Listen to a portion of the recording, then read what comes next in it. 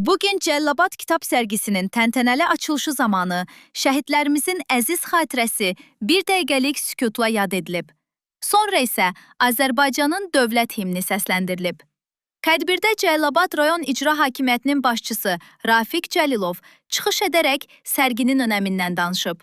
Hörmətli tədbir iştirakçıları, dəyərli ziyalılar, əziz şagirdlər, tələbələr, hörmətli qonaqlar, hamınızı səmimi qəlbdən salamlayıram.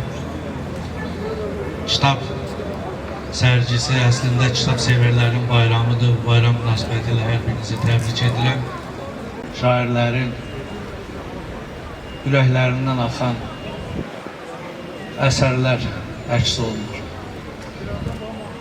İnsanda həm elm olmalıdır, həm də elm olmalıdır.